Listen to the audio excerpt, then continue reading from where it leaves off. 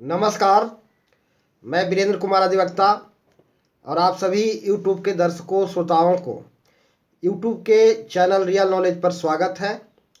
और आज मैं पुनः आप लोगों के समक्ष पूर्व की भांति इस चैनल पर अपना कुछ संक्षिप्त और मंतव्य और विचार लेकर हाजिर हूं। तो जैसा कि आप सब जानते हैं कि पिछले एपिसोड में मैंने आरक्षण के मुद्दा पर अपना विचार अभिव्यक्त किया था और मैंने कहा था कि इस विषय से जुड़ा हुआ इस विषय पर मैं पुनः एक चर्चा लेकर के आऊँगा।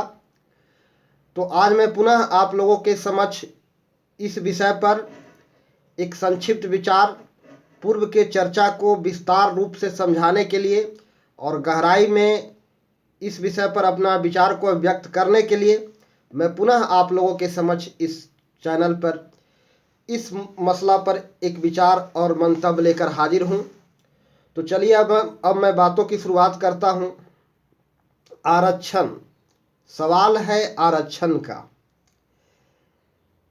मैंने कहा था कि आरक्षण एक गंभीर मसला है और यह एक विवादास्पद मसला है और इस पर बरसों से विचार विमर्श चल रहा है, चर्चा पर चर्चाएं हो रही है और यह एक गंभीर मसला है। तो जैसा कि हमारा कलीग का कहना था, जिस विषय पर मैं आज चर्चा कर रहा हूं, इस विषय पर चर्चा की शुरुआत करने का विचार मेरे मन में कैसे आया, इसके बारे में भी मैंने पिछले एपिसोड में पिछले चर्चा में बता दिया था। तो आरक्षण एक अहम मुद्दा है, एक अहम विषय है और बरसों से इस पर विचार विमर्श चल रहा है, इस पर चर्चाएं हो रही है। तो मैं यहाँ स्पष्ट रूप से और विस्तार रूप से यह बता देना चाहता हूं कि आज हमारे समाज में आरक्षण जिस उद्देश्य से आरक्षण की व्यवस्था स्थापित लागू की गई थी, उसका मूल उद्देश्य यही था कि समाज में व्याप्त घोर आर्थिक विषमता को पाटना, दूर करना। और दरअसल में आप गहराई में सोचेंगे, चिंतन की गहराइयों में आप उतरेंगे तो यह पता चलेगा कि समाज में जात पात जैसी कोई चीज नहीं है। जिसे हम जात पात को नाम देते हैं, वे दरअसल में विभिन्न स्तर के आर्थिक वर्ग हैं। थोड़ा गहराई से विचार करेंगे तब पता चलेगा।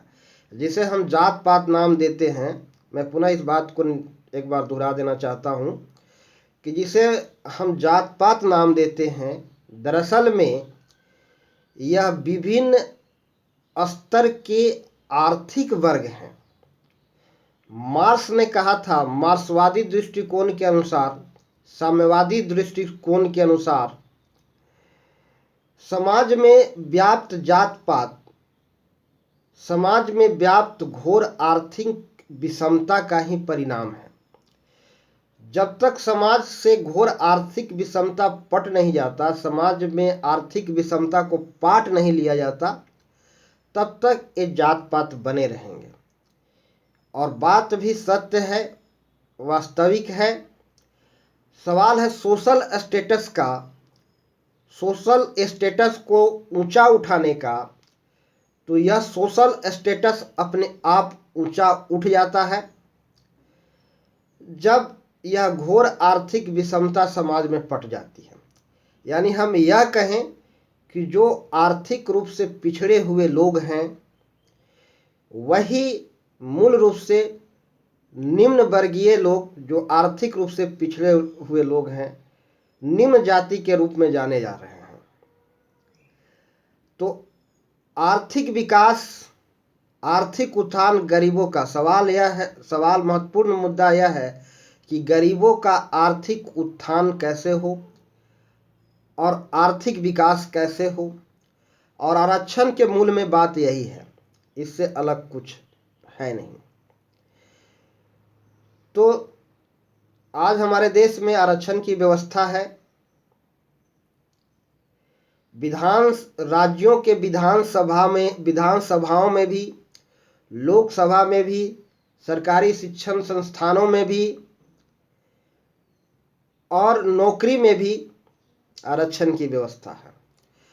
और गरीबी दूर करने के लिए, गरीबों के आर्थिक विकास करने के लिए, साथ ही विविध गरीबों के कल्याणार्थ अनेक योजनाएं चलाई जा रही हैं। बहुत सारी योजनाएं हैं और इस तमाम योजनाएं परिणाम में कुछ सकारात्मक, कुछ अच्छे परिणाम भी लाए हैं गरीबी मिटाने में, लेकिन आशायित सफलता नहीं मिली है। यह सफलता पर्याप्त नहीं है। जितना सफलता मिलना चाहिए था उतना नहीं है। इसके पीछे कारण क्या है? इसके पीछे कारण यही है, समाज में व्याप्त भ्रष्टाचार। तो आज आरक्षण के नाम पर और विविध प्रकार के सरकारी गरीबों के कल्याणार्थ सरकारी योजना के नाम पर आज हमारे देश में घटिया राजनीति का चलन है और गरीबों के कल्याणार्थ विविध प्रकार के योजना के माध्यम से, जरिया से आज कुछ घटिया लुटेरे लोगों का लूट खसोट करने का यह एक जरिया भी बन गया है। तो तात्पर्य यह है कि भ्रष्टाचार को निवारण करने के बाद ही समाज से गरीबों का उत्थान होगा और इससे आरक्षण का वास्तविक फायदा भी लोगों को मिलेगा। तो वास्तविक फायदा भी तभी प्राप्त होगा आरक्षण का, जब समाज से भ्रष्टाचार मिटेगी।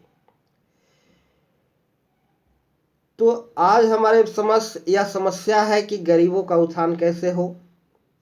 इसका मूल में भ्रष्टाचार है। भ्रष्टाचार इसका मूल है, गरीबी का वजह। यह एक चाल है, यह एक ट्रिक है। हम सब अधिकांश लोग समझ रहे होंगे कि गरीबी समाज में क्यों है। इसके पीछे एक वजह यह है कि गरीबों का हक अधिकार मारा जाना, उसका हक अधिकार से उसे वंचित किया जाना, गरीबी का एक कारण, महत्वपूर्ण कारण यह है। यदि उसके हक अधिकार से, कुछ लोगों के द्वारा उसके हक अधिकार से वंचित नहीं किया जाए, तो आज समाज में इतनी घोर विपन्नता, एक ओर अमीरी का आलम और दूसरी ओर आर्थिक विपन्नता का यह जो मंजर देखने को नहीं मिलेगा। इसके पीछे कारण है कि कुछ लोगों का उसका हक अधिकार को छीना जा रहा है, मारा जा रहा है। इसके कारण आज समाज में कुछ हद तक गरीबी का एक वजह यह भी है। और यह कैसे हो रहा है? भ्रष्टाचार के माध्यम से, भ्रष्टाचार के द्वारा। और जब तक भ्रष्टाचार का निवारण नहीं होगा तब तक आर्थिक विषमता को पाटा नहीं जा सकता है और तदनुरूप समाज में विविध स्तर के आर्थिक वर्ग बने रहेंगे। और जात पात, थोड़ा गहराई से सोचने पर, विचार करने पर पता चलेगा कि जात पात जैसी समाज में कोई चीज़ है ही नहीं। जिसे हम जात पात नाम दे रहे हैं, दरअसल में वह विभिन्न स्तर के आर्थिक वर्ग है और कुछ नहीं है। तो हमें यह आर्थिक वर्ग में जो घोर आर्थिक जो विषमता जो व्याप्त है, इसको पाटना है। और यहीं से सोशल स्टेटस, निम्न जाति के लोगों के, कथित निम्न जाति के लोगों के सोशल स्टेटस में बदलाव होगा और तदनुरूप जात पात से जुड़ा हुआ संबंधित भेदभाव मिटेगा। और अंत में मैं यही कहना चाहूँगा इस सवाल पर कि एसटी एससी की जो आरक्षण की जो व्यवस्था है, वह धर्म बदल लेने से खत्म नहीं होना चाहिए। बात को थोड़ा गहराई से समझिएगा। धर्म बदल लेने से किसी के आर्थिक स्थिति में सुधार नहीं हो जाता। धर्म बदल लेने मात्र से कोई गरीब अमीर नहीं हो जाता। और इस तरह से चाहे वह किसी भी धर्म के में रहने वाले लोग हों, प्रत्येक धर्म में, हर धर्म में विविध जातियां हैं। ईसाई धर्म में भी कैथोलिक, प्रोटेस्टेंट, ऑर्थोडॉक्स नामक 3 महत्वपूर्ण संप्रदाय हैं। और हिंदू धर्म में तो कहना ही नहीं है, यहाँ अनेक जातियां हैं, सैकड़ों जातियां हैं। और इस्लाम में भी अनेक जातियां हैं और वहाँ भी जाति के आधार पर भेदभाव है। तो इस्लाम में आज के इस्लाम के हलालखोर यदि धर्म परिवर्तन करके हिंदू बन जाता है तो इसे ब्राह्मण नहीं मान लिया जाएगा। तो जिस लेवल से वह जिस धर्म में था और वह धर्म परिवर्तन करके दूसरे धर्म में जाता है तो उसी लेवल के जाति के रूप में उसे समझा जाएगा। हलालखोर हिंदू आएगा तो यहाँ वह मेहतर ही कहलाएगा, धोबी के ही श्रेणी में, कैटेगरी में रखा जाएगा यदि हलालखोर हिंदू बनता है तो। उसी प्रकार जिस जाति के लोग यदि दूसरे धर्म, जिस लेवल के जाति के लोग यदि दूसरे धर्म में जाते हैं तो वह उसी लेवल के जाति के रूप में वह समझे जाएंगे। तो यह कहना कि धर्म परिवर्तन कर लेने के बाद, क्रिश्चियन बन जाने के बाद एसटी के लोगों को संवर्ग से हटा देना चाहिए, यह न्याय संगत प्रतीत नहीं होता है। धर्म परिवर्तन कर लेने से गरीबी नहीं मिट जाती है, गरीबी खत्म नहीं हो जाता है। सवाल यह है कि गरीबों के उत्थान के लिए ही आरक्षण बना था और गरीबों के उत्थान के लिए ही यह आरक्षण की व्यवस्था है। इससे जात पात का कोई महत्व नहीं रखता।